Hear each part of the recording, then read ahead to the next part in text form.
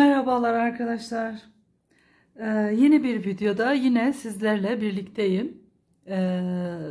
Bu aralar çok moda olan bir karakteri öreceğiz sizlerle birlikte. Gördüğünüz gibi karakterimiz bu. Squid Game isminde bir filmden alınmış bir karakter. Ve biz bundan bir anahtarlık yapacağız arkadaşlar. Anahtarlık için bize gerekli olan malzemeleri söyleyeyim size. Ben pembe, genelde arkadaşlar pembe ip de kullananlar var. Ben elimdeki bu kırmızı iple öreceğim. Çünkü kırmızıya daha yakın o karakterlerin, kıyafetlerin olduğunu düşünüyorum. Ve siyah ip. Ve çok az da bir beyaz ipe ihtiyacımız var. Yine değişik markalardan amigurumi için kullanılan iplerden kullanabilirsiniz. Marka vermiyorum. Ne yapalım? Evet, elle başlayalım arkadaşlar. Gördüğünüz gibi bir örnek elim burada. Ayağım da burada. Kısaca anlatmak gerekirse el de çok basit aslında. Ayak da basit. Şöyle yine biz genel bir görünümüne bakacağız. Burayı dikiyoruz zaten arkadaşlar. Bir kemer şeridi oluşturuyoruz. Ben başlayayım size hemen şöyle el ile başlayalım. El için sihirli halka oluşturuyoruz arkadaşlar. Klasik sihirli halkamızı oluşturduk ve şöyle hafif bir çekip daraltarak bunun içerisine 6 tane sık iğne yapıyoruz. 2 3 4 5 ve 6 sık iğnemizi kapatalım. Sıkı bir şekilde bu işlemi yapalım. Ve sonra halkamızı kapatacağız ama yine işaretleyici bir ip alacağım arkadaşlar. Siyaha beyaz yakışır. Sizin de gördüğünüz gibi. İkinci sıraya geçiyorum. İkinci sıraya geçerken hemen hiç birleştirme yapmıyorum. Direkt döne döne öreceğiz arkadaşlar. Dönerek yapacağız bu işi. Birinci ilmeğin siyah olduğu için görmekte zorlanabilirsiniz ama şöyle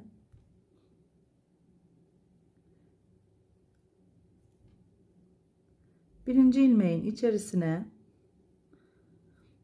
2 tane sık iğne yapıyoruz aynı ilmeğe. Yani bunun adına ne diyorduk? Arttırma diyorduk arkadaşlar. 1 ve 2. Birinci arttırmamı yaptım. Şimdi bu sıra her ilmeğin içerisine 2 kere batacağım arkadaşlar. 6 tane tekrar yapmış olacağım. Ve elimde sıra sonunda 12 tane ilmeğim olacak. Gördüğünüz gibi her ilmeğin içerisine 2 kere batıyorum.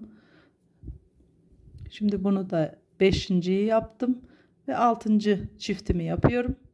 Elimde şu an 12 tane ilmeğim var mevcut. Bu 12 ilmeği şimdi bir sıra düz bir şekilde örelim arkadaşlar. 1 2 3 4 5 6 7 8 9 10 11 ve 12 ilmeğimi yaptım. Şimdi 12. ilmeğimi yaptıktan sonra parmak yapmak istiyorum. Bu sırada elimize ufak bir hileli amigurumi tekniği kullanarak parmak oluşturacağız minik. Bir tane düz battım arkadaşlar.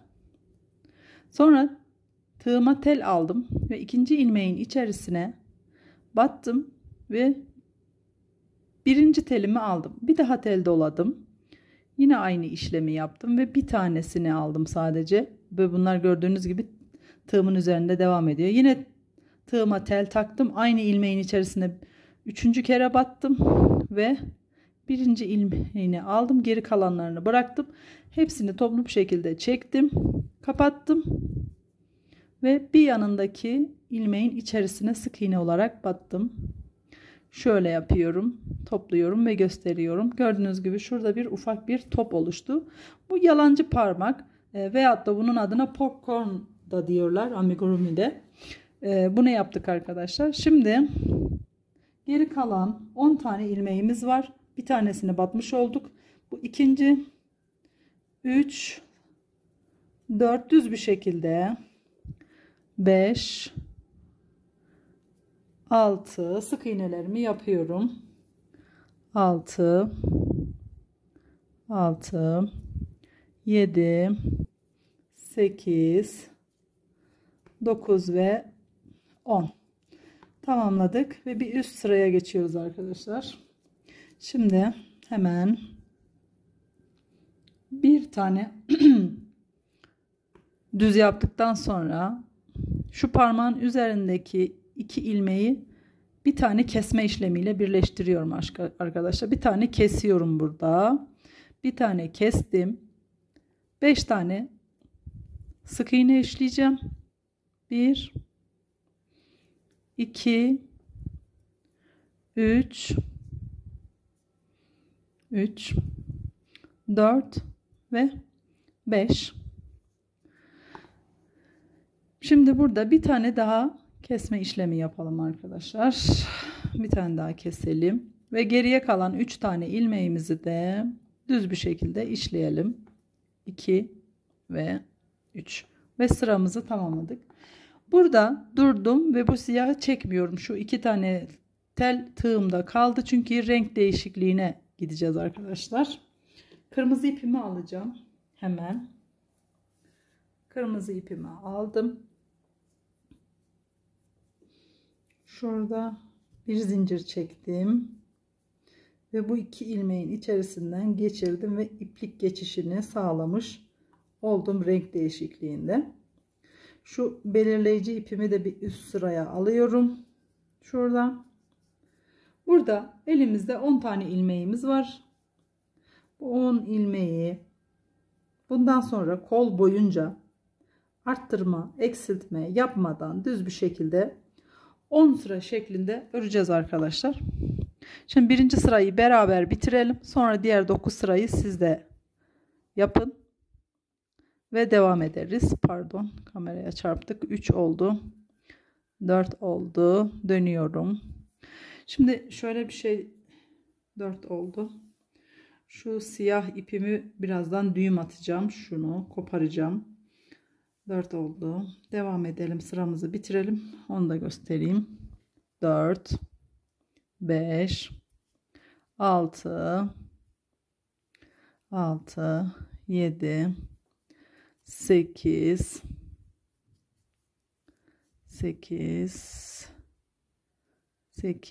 9 ve 10.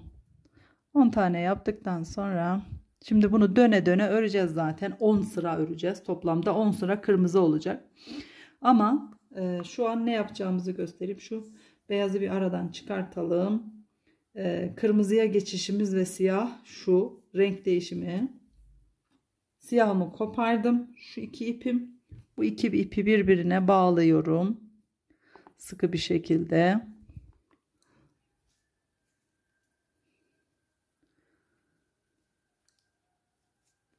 Evet, bağladım. Burada elimize karışmasın diye şu birkaç tane ipi hemen parmağımın içerisine koyuyorum. Şöyle bir toparlayayım. Ve rahat çalışalım arkadaşlar. Dediğim gibi kırmızıyı 10 sıra arttırma, eksiltme yapmadan düz bir şekilde örüp gelelim. Evet arkadaşlar, 10 sıra düz ördüm. Birazcık da içerisine elyaf doldurdum. Çok sıkı doldurmadım.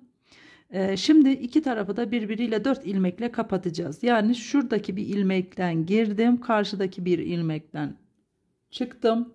İkisini birlikte aldım. Bu bir. Şimdi yanındakinden hemen diğer de karşı taraftan.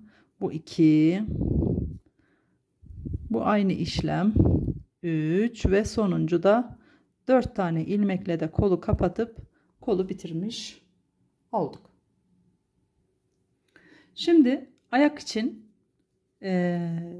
örgüye başlıyoruz arkadaşlar. Ne yapacağız? 6 tane zincir çekeceğiz ayak için. 1, 2, 3, 4, 5 ve 6. Birincinin içerisine çift batalım. Yani şöyle söyleyeyim. Birinci zinciri zaten batamıyoruz. Çünkü son zincirimiz. Ondan bir sonraki zincirin içerisine aynı ilmeğin içerisine 2 kere sık iğne yapalım. Bir çift yapalım. Arkasından 3 tane sık iğne yapalım. 1, 2 ve 3. Neredeyiz? Köşedeyiz. Köşedeki ilmeğin içerisine 4 tane aynı ilmeğin içerisine sık iğne yapalım. 3 ve 4. Şimdi zincirin diğer tarafına dönüyoruz. 3 tane şu köşeye 3 köşeden başlayacağız hemen bir sonrakinden. 3 tane sık iğne. 1, 2 ve 3 ve sonuncu sık iğneye de diğer köşedeyiz ve çift batıyoruz buraya da. 1 ve 2. Gördüğünüz gibi sıra başına geldik. Yine ipimizi aldık ve araya yerleştirdik sıra başına. Şimdi buradan ilk ikiye çift batacağız. İlk 2 ilmeğe. Birinci çiftimi yapıyorum.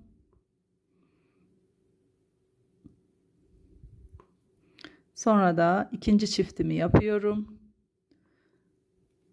Ve 3 tane normal sık iğne.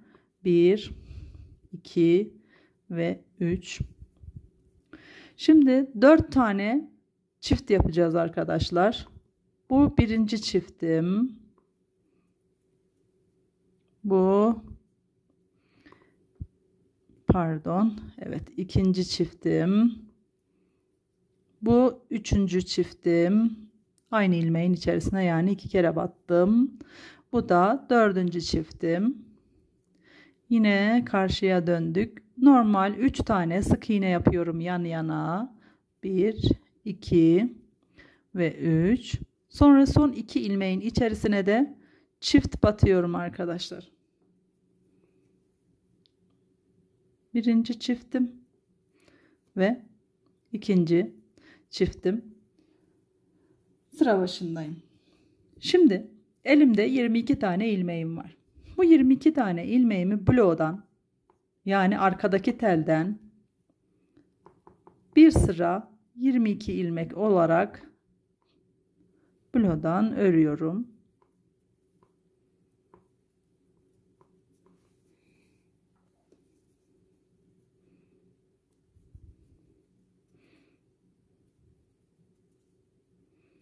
Hemen bitecek.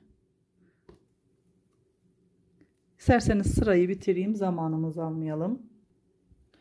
Bloğdan bitirdim 22 ilmeğimi. Şimdi de normal bir şekilde bu 22 ilmeği tekrar bir sıra düz bir şekilde örelim arkadaşlar.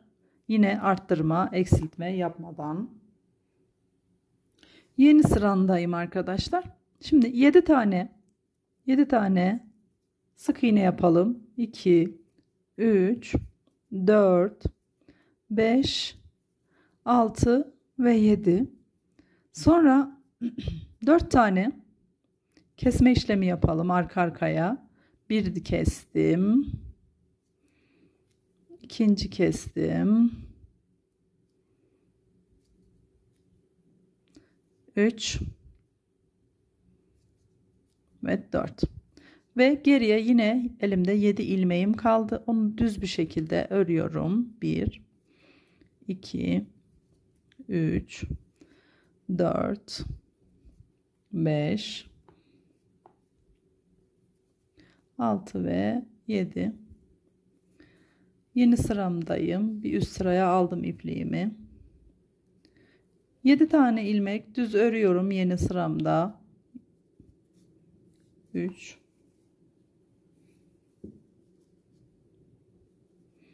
4, 5, 6 ve 7. Arka arkaya 2 tane kesme işlemi yapıyorum ayakkabımın önü için. 1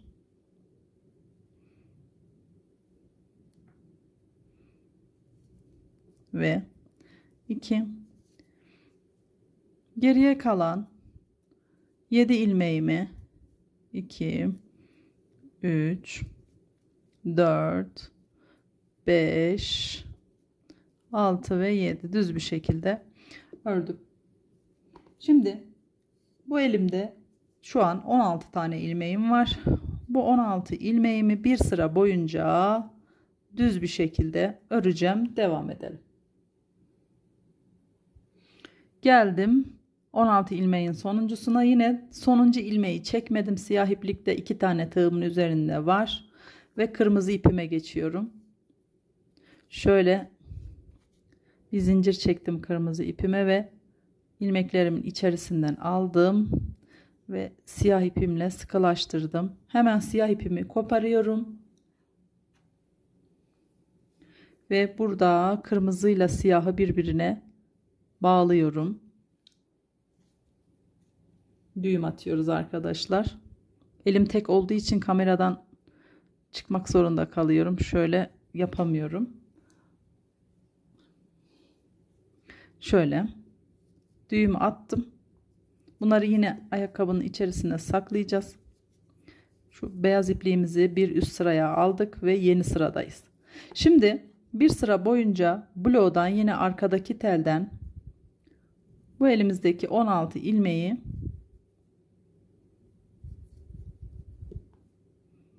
örüyoruz.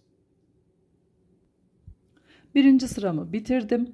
Bu şekilde yine arkadaşlar ayağımız için arttırma eksiltme yapmadan, şuradan alalım. Şuradan, pardon, şurası ilmeğim. Arttırma eksiltme yapmadan 12 sıra 16 ilmeğimizi 12 sıra boyunca düz bir şekilde örelim. Bacağımız şu hale gelecek. İçine de biraz elyaf doldurun. Birleştirmeye geçeceğiz. Evet arkadaşlar, ördüm. Ayağımız bu şekilde. Diğerini de ördüm. Hazır. İki ayağımız da hazır. Ama kedim bana izin verirse öreceğiz birlikte. Şimdi bu ayağın yan tarafındayız. 2 tane zincir çektim. Ve diğer ayağın da tam şöyle önü burası ve şöyle ikiye katlayıp tam yan orta kısmı buluyorum ve oraya ilmeğimi geçiriyorum. Bir daha yapalım şunu. Tam yeri belli olsun. Şurası olsa gerek. Ve 2 zincir çektiğim diğer ayakla birlikte buradan da bir sık iğne alarak şu şekilde birleştirme yapıyorum. Ve bu ayağın etrafını dolaşıp zincirin yanına kadar devam ediyorum. Bu ayakta kaç zincirimiz vardı? 16. 16 tane zincire kadar 16 ilmek örelim. Zincirin yanındayım. Tam geldim tekrardan. Burada 16 ilmeğimi ördüm. Şimdi 2 zincir olduğu için üzerine zincirin yarı kısmını alarak şöyle yarısını alıp 2 tane sık iğne zincirin üzerine yapıyorum arkadaşlar. Sonra gördüğünüz gibi iki ayağın da arka tarafındayız. Bitiş noktasından değil, bir yan ilmeğin içerisine batıyorum ve yine bu ayağın etrafını zincire kadar 16 ilmekle sık iğne yapıp dolaşıyorum. Yine zincirin diğer tarafına geldim arkadaşlar. Yine buradan da aynı zincirin olduğu yere karşı kısmına da 2 tane ilmek zincirin üzerine diğer yarısına yapıyorum. 1 ve 2. Ve böylelikle aslında burası bizim sıra başımız. Yalnız sıra başımızın burası olmaması gerekiyor. Şurada yan tarafta olsun ki yaptığımız ilmek ya da ip renk değişiklikleri görünmesin diye. Şu yan tarafa kadar 8 tane ilmek daha örelim ve sıra başımızı orası yapalım. 1 2 3 4 5 6 7 ve 8 ilmek ördüm. Yeni sıra başımız bu yan taraf. Yine ilmek belirleyicimi aldım. Bundan sonra arkadaşlar 5 sıra bu 36 tane ilmeğimiz var. 16, 16, 32. 2 buradan ördük. 34, 2 de buradan ördük. 36. Bu 36 ilmeğimizi 5 sıra boyunca düz bir şekilde örelim. Evet arkadaşlar, 5 sıra düz ördüm. Gördüğünüz gibi şu an bu şekilde görünüyor. Ve yine ilmeğimin son kırmızı ilmeğimi çekmedim. Tığımın üzerinde 2 tel duruyor. Çünkü renk değişikliği yapacağız burada. Siyaha geçeceğiz. Hemen siyah ipimi alıyorum. Bir tane zincir çekiyorum ve buradan kırmızı ilmeğimin içerisinden geçiriyorum ve renk değişikliğimi tamamlamış oluyorum. Şurada kırmızı ipinizi kopartmayın arkadaşlar. Çünkü birazdan tekrar kırmızıya geçeceğiz. Ama buraya bir tane düğüm atalım. Sağlamlaştırmak adına. Hatta buna 2 taneye tamamlayalım.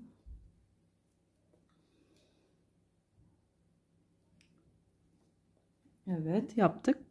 Renk değişikliğimizi yaptık ama kırmızı ipimizi dediğim gibi koparmıyoruz. Bir üst sıraya geçiyoruz. Bir sıra 36 ilmeği siyah iplikle bir sıra boyunca düz bir şekilde örelim. Sıramı tamamladım. Hemen bir üst sıraya geçiş yapıyorum. Bu sefer de arkadaşlar siyahı blodan yani arka telden bir sıra boyunca düz bir şekilde arttırma eksiltme yapmadan örelim. Siyahı bitirdim. Şimdi yeni sıradayım arkadaşlar. Siyah ipliğimi bitiriyorum. Burada bırakıyorum. Ve kırmızı ipime geçeceğim. Şöyle yapalım.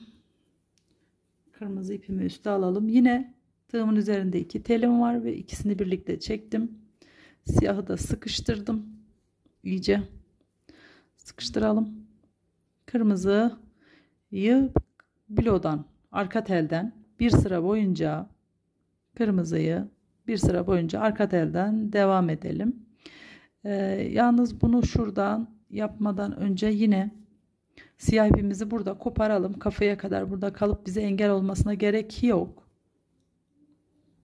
Orada yeniden bağlarız. Buraya bir tane düğüm atacağım. Öyle devam edeceğim. Blodan bir sıra boyunca düz örelim. Sıra başına geldim ve kesmelere başlıyorum. Bir sıra boyunca 4 öreceğim. Bir keseceğim arkadaşlar. 1, 2, bir tane örnek gösteriyorum. 3, 4 ördüm. Bir tane kestim. Sıra boyunca bu işlemi tekrarlayalım. Kesme işlemimizi yaptık.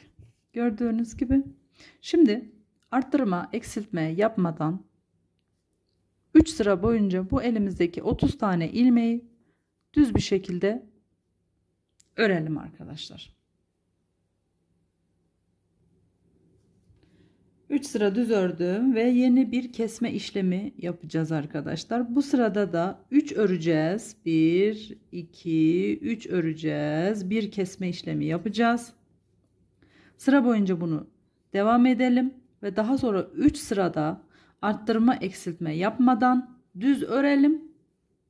Daha sonraki işlemi anlatacağım.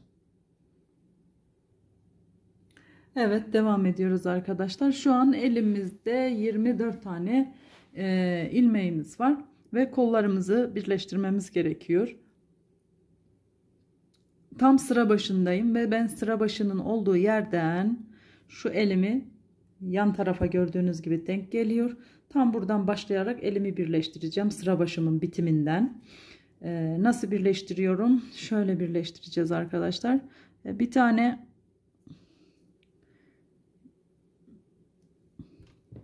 koldan batıyoruz ve bir tane de gövdeden batıyoruz ve ipliğimizi bu ikisinin içerisinden çıkararak ilmeğimizi alıyoruz.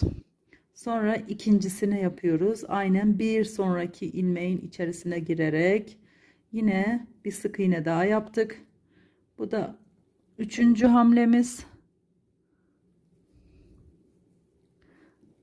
Ve bu da köşe başı, tam kolun son sık iğnesiyle bir sonraki ilmeğin içerisine girerek son ilmekle birlikte, yani toplamda 4 ilmekle kolu birleştirmiş olduk. Şimdi arayı öreceğiz. Diğer yan tarafa geleceğiz. Kaç tane örelim diyeceksiniz. Ona bakalım. 1 sayıyorum. 2 3 4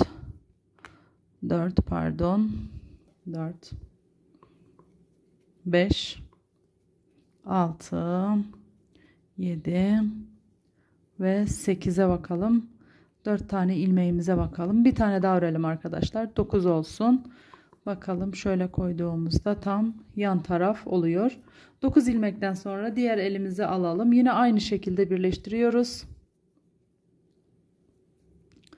Şu şekilde.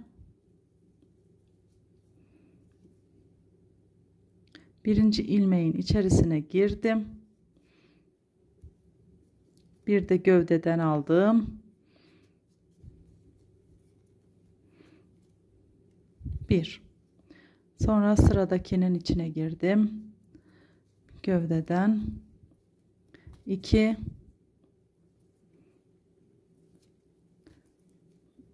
3 ve sonuncu ilmeğimizi de birleştiriyoruz. Bakalım. Yan gibi görünüyor. Arada kalan ilmeklerimizi örüp sıra başına geçelim. 1 2 3 4 5 6 ve 7. Şu şekilde. Sıra başındayız. Şimdi bir sıra arttırma eksiltme yapmadan düz örelim, devam edelim. Bir sıra düz ördüm. Yine ipliğimi bir üst sıraya aldım. Kesme işlemimize devam ediyoruz. Bu sırada 2 ör, 1 kes yapacağız ve elimizde 18 tane ilmek kalacak arkadaşlar sıra sonunda. Bu işlemi yapıp devam edelim. Sıram bitti. Bir sonraki sıradayız. Yine kesme işlemimize devam ediyoruz. Bir örüyoruz, bir kesiyoruz, bir örüyoruz, bir kesiyoruz. Bu işlemi sıra sonuna kadar devam edelim. Sıra başından anlatmaya devam edelim. Gövdeyi böylelikle aslında bitirmiş olduk. Bu son sıramızda. Şimdi kafaya geçeceğiz. Kafa için siyah renge geçiş yapıyoruz. Hemen ipliğimde siyahla bir zincir çektim ve yine her zamanki geçiş yöntemimi kullandım. Bunun son ilmeğimi çekmemiştim. Onun içinden çıktım. Şöyle yapalım. Kırmızımı sıkılaştırdım. Beyazı da alalım. Bir üst sıraya. Aslında kırmızıyla burada artık işimiz bitti. Kırmızıyı buraya bir düğümle bağlayalım arkadaşlar. Birazcık da içeriden doldurma yaptım arkadaşlar. Yine daha da doldurmak için boşluklarımız var. Şimdi siyah renge geçiş yaptık dedim. İsterseniz bu tam siyah bitiş şu an belli, işaretleyicimi koymadım. Bir sonraki sırada koyarım. Bu sırada 2 tane örüyorum. Bir tane arttırım yapıyorum. Sıra boyunca bu şekilde devam edeceğiz arkadaşlar. 2 ör, 1 arttır şeklinde sıramızı tamamlayalım. 2 ör, 1 arttır. Sıram bitti. Yeni sıradayım. Yeni sıramda da 3 öreceğim, 1 arttırma yapacağım arkadaşlar. Kafayı genişletmeye çalışıyoruz şu an. 3 ör, 1 arttır şeklinde sıra boyunca bunu yapalım arkadaşlar. Sıramı bitirdim. Bir sıra daha arttırım yapalım arkadaşlar. Bu sırada da 4 örüyoruz. 4 tane düz örüyoruz. Bir tane arttırıyoruz. 2 3 ve 4 ör, 1 arttır. Sıra boyunca bunu tekrarlayalım arkadaşlar. Sıramız bittikten sonra 7 sıra düz örelim. 7 sıra düz ördükten sonra bebeğimizi örmeye devam edelim. 7 sıra düz ördük. Şimdi arttırma şeklimizdekinin tam tersini yaparak kafamızı kapatacağız ve Ve ara ara da elyafla dolduralım arkadaşlar. Unutmayalım, zorlanmayalım son anda diye. Yani bu sırada 4 tane öreceğiz. Bir tane keseceğiz. Sıramızı bu şekilde tamamlayacağız. 4 ör, 1 kes, 4 ör, 1 kes diye sırayı bitirelim. Yine devam ediyoruz. Sıramız bitti. Bu sırada da 3 ör 1 kes yapacağız. Sıra boyunca bu şekilde kesme işlemlerimize devam edeceğiz. 3 ör 1 kes, 3 ör 1 kes. Yine sıra başındayım arkadaşlar. Biraz elyaf doldurdum ve kapatmaya devam ediyorum. Bu sıramı da 2 örüp 1 keserek tamamlayacağım ve elimdeki ilmekler iyice azalacak bu sayede. Neredeyse kafamız kapandı sayılır. 2 ör 1 kes sıra sonuna kadar. Ve kesmeden bitmeden bir sıra önce, hemen bir sıra öncedeyiz. Bu sıramızı da bir örüyoruz arkadaşlar. Bir kesiyoruz, bir örüyoruz, bir kesiyoruz. Sıra boyunca bunu tekrarlayacağız ve elimizde 6 tane ilmek kalacak sıra sonunda. Sonra da bu 6 tane ilmeğimizi kapatıp kafamızı bitireceğiz aslında. Bir ör, bir kes sıramızı tamamlayalım. Şimdi son sıradayız. Kafanın arka arkaya 6 tane kesme işlemi yapacağız. Ve böylelikle kafamızı kapatmış olacağız arkadaşlar. Şöyle arka arkaya. Bu 1.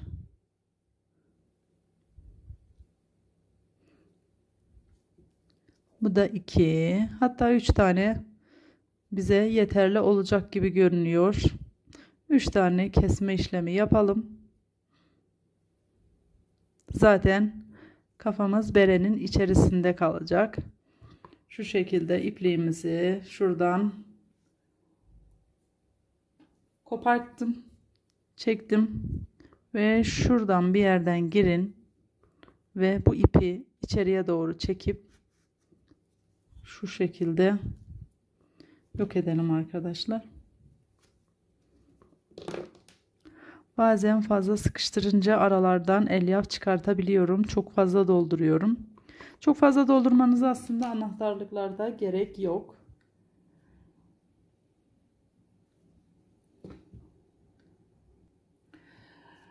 Bereye başlayacağız ama şimdi önce bereye başlayalım. Sonra şu zinciri size göstereyim arkadaşlar. Çünkü zincir de çok önemli. Zinciri içeriden geçiriyorum ki görünmesin diye ve böylelikle şöyle anahtarlıkta güzel bir görüntü oluştursun diye. Tamam, hemen kırmızı iplikle bereye başlayalım. Bere için sihirli halka yapıyoruz. Sihirli halkamızın içerisine 6 tane sık iğne dolduruyoruz arkadaşlar. 2 3 4 5 ve 6 ve kapatıyoruz. Bir üst sıraya geçiyoruz. Döne döne öreceğiz arkadaşlar. Aynen klasik arttırmalarda yaptığımız gibi arttırma yapacağız şimdi. Şimdi bir üst sırada her ilmeğin içerisine 2 kere batıp elimizdeki 6 tane ilmeğin sayısını 12 ilmeğe çıkartalım arkadaşlar. Her ilmeğin içerisine hızlı bir şekilde devam ediyoruz arkadaşlar. Yeni sıradayız. Bir üst sıradayız. Bu sırada da bir ör bir arttır yapacağız sıra boyunca. Hemen sıra boyunca bir ör bir arttır yapalım. Sıra sonunda devam edelim.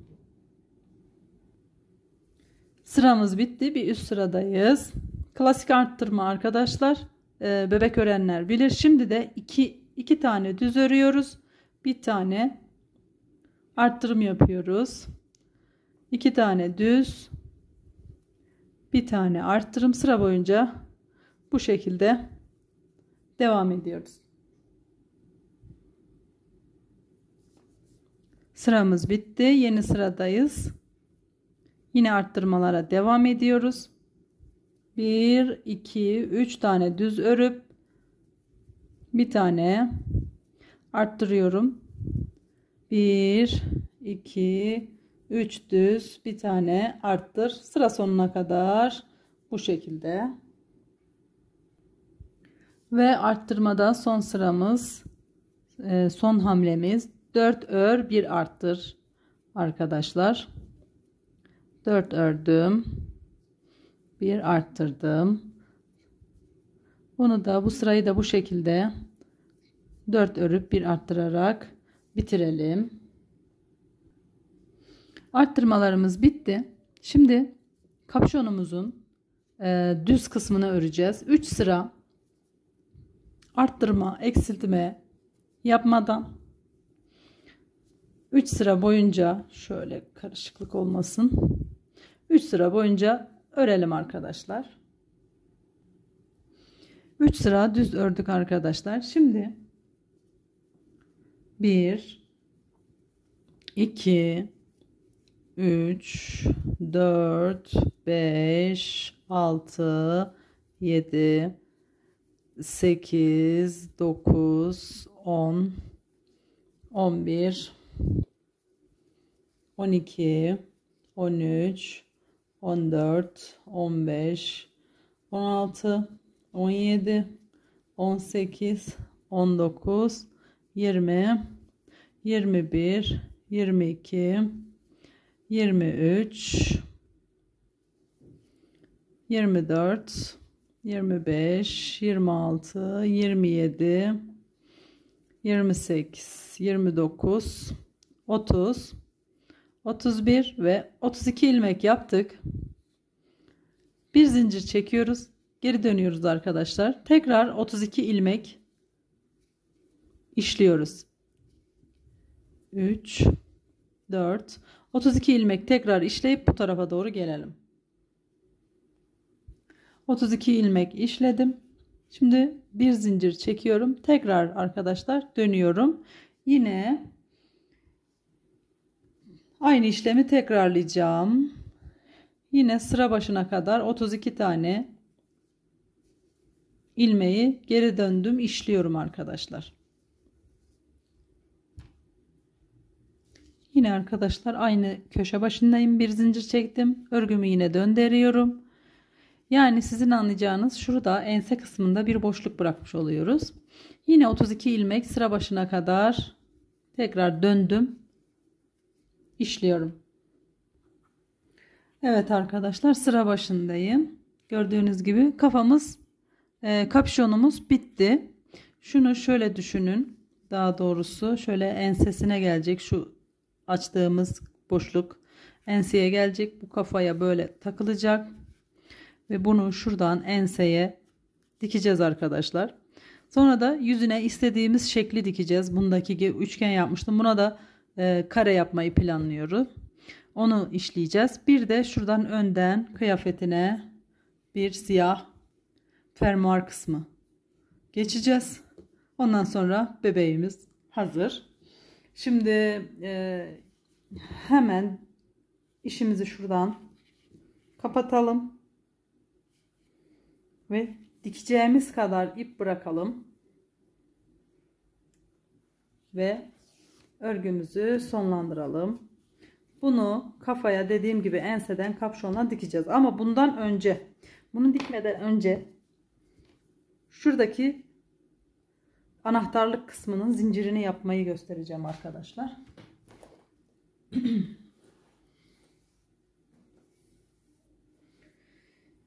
Bunun için orada gördüğünüz gibi iki renk iplik kullandım. Hem siyah hem de kırmızıyla. Bir zincir yaptım. Bunu da şöyle bir teknik var arkadaşlar. Şöyle göstereyim. Kırmızı bizim işleyeceğimiz iplik. Siyah da üstten atacağımız iplik. Ama önce ikisini birlikte şöyle bir kapatalım. Ve bir zincir çekelim. Çektikten sonra kırmızıyı parmağımıza dolayalım. Siyahı boşta bırakalım. Şöyle göstereyim. Şimdi siyah ipliği üste dolarken şu şekilde alttan parmağımızla sıkı sıkı tutalım ve kırmızı ipliklerin içerisinden geçelim. Yine siyahı üste doluyoruz. Kırmızı iplikle işliyoruz. Siyahı doluyoruz. Kırmızı iplikle çekiyoruz. Yapmamız gereken, böylelikle kalın ve iki renkli bir zincir elde ediyoruz. Bu da bir tığ tekniğidir arkadaşlar. Şu şekilde yine siyahı dola, kırmızıyı çek, siyahı dola, kırmızıyı çek. 1 2 3 4 5 6 7 8. Biraz öreyim, sayısını size vereyim. Evet arkadaşlar, 40 tane zincir yaptım. Şimdi kapatmadım zincirimi, halen böyle bekletiyorum. Bebeğimin kafasının arka tarafından, arkası tepeden değil arkadan 1 2 3 4 5 ya da 6. sıra alt tarafa, tam arka ortadan bu zincirimi bir tarafını şöyle ilk başladığım kısımdan tutuyorum. Buradan çıkaracağım arkadaşlar. Şu şekilde gördüğünüz gibi. Daha sonra zincirimi kapatmamıştım. Buradaydım. Bunu aldım. İkisini birlikte kapatalım. Güzel bir şekilde sağlamlaştıralım.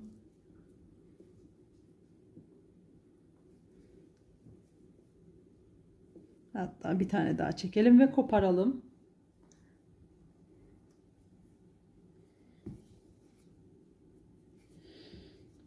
Daha sonra düğüm yaptığımız ve iplik kalıntılarının olduğu yeri kafanın üstüne getirelim. Çünkü berenin içerisinde kalacak. Bereyi alalım arkadaşlar. Berenin gördüğünüz gibi tam arka ortasından, şuradan ya da şuralardan, nereden tığınız rahat giriyorsa ve örgüyü rahat çıkarırım diyorsanız, rahat bir şekilde alabileceğiniz bir şekilde, ya da şu ortaya girebilir miyiz? Giremeyiz. Ortamız bayağı da sıkı ama deneyelim. Önce isterseniz ortadan deneyelim. Zincirimizi tutuyoruz ve buradan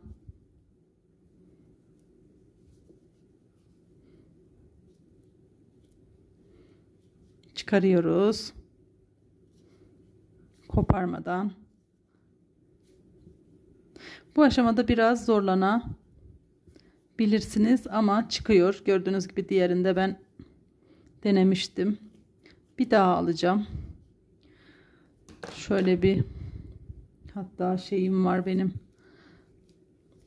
Orayı birazcık genişletmek istiyorum. Yine deneyelim. Bunu buradan çıkartalım. Videomuz akmasın. Kapatıp çıkartıp geliyorum. Evet arkadaşlar, gördüğünüz gibi en orta kısmından çıkardım. Şimdi bereyi enseye dikelim. Bereyi enseye dikelim. İğne yardımıyla, daha sonra ön kısmı da gösterelim. Evet arkadaşlar, enseye diktik kapşonu güzel bir şekilde. Şimdi bir tane de şu tepeden minik bir iğne vurdum şöyle kapşon açılmasın diye. Yalnız yanlardan açabilirsiniz. Beyaz ipliğimi saklayabilmek için kapşonun yan tarafından, şu kafanın arka kısmından biraz girdim ve şuradan çıkacağım. Buraya bir kare yapmayı planlıyorum. Şu kapşonun içerisinde kalsın diye. Beyaz iplik. Şimdi bunu şöyle biraz uzun bırakayım. Düğüm atacağım ve saklayacağım arkadaşlar. Nasıl yapacağız? Şöyle göz kararı tamamen bir kare oluşturacağız. 1 2 3 4 ileri,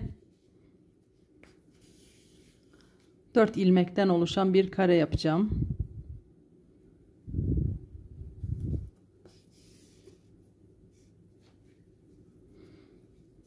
Şöyle.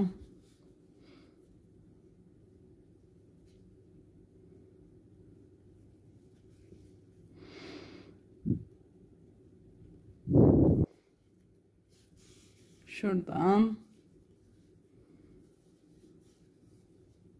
Ve şuradan çıktığımızda karemiz tamamlanmış oldu. Ve girdiğimiz yerden tekrar kapüşonun şu yan tarafından çıkalım. Ki ipliğimi burada kaybedeceğim. Saklayacağım. Bunu önce de yapabilirsiniz. Kapüşonu dikmeden önce yapsanız biraz daha iyi olur. Biz unuttuk aslında doğrusu. Önce yapılsaydı ipliğimizi saklamamız daha kolay olacaktı arkadaşlar. Şimdi bunu keselim.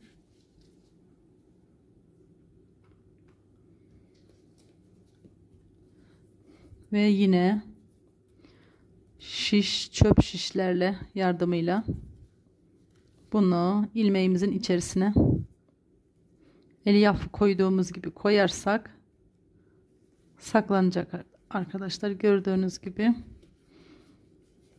şu şekilde. Sıra geldi siyaha.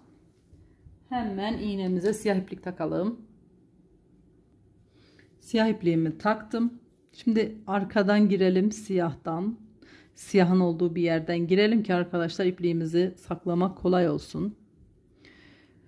Şuradan boyundan çıktım. Boyunun orta kısmından tam.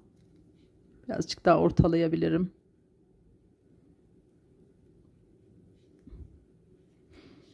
Evet. Yine burada arkada düğümleyeceğim kadar bir iplik bıraktım.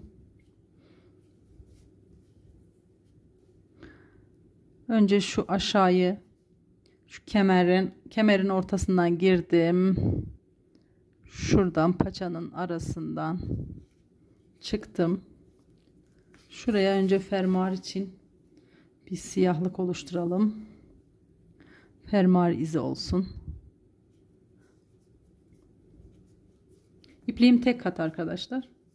Onun için birkaç kere gidip geleceğim.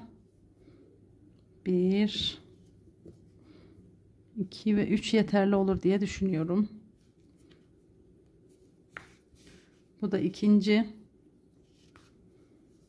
Aynısını üçüncü.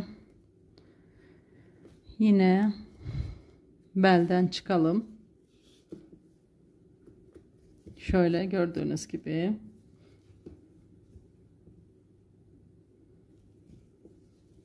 Şu fermuar kısmını bir daha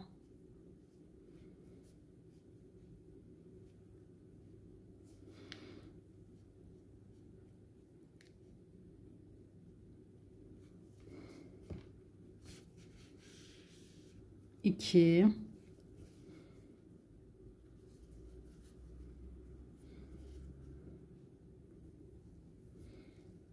orada 2 yeterli arkadaşlar.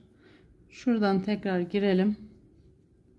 Belden tam da şu siyah ipliğin olduğu yerden çıkalım. Aynı ilmeğin dibinden çıkalım.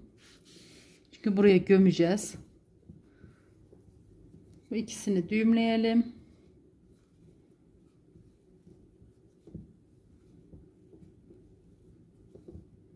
İpliğimizi koparalım.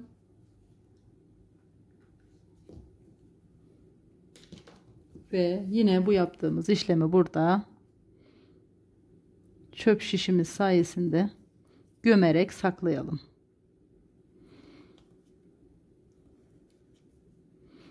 Gördüğünüz gibi kapanıyor böylece. Ve anahtarlığımız hazır. Sizlerle eğlenceli bir videonun daha sonuna gelmiş olduk. Bu sevimli film kahramanlarını yaptık. Beni izlediğiniz için, dinlediğiniz için teşekkür ediyorum. Bir dahaki videoda buluşmak üzere. Abone olmayı ve beğenmeyi unutmazsanız şimdiden çok teşekkür ederim. Hoşça kalın diyorum.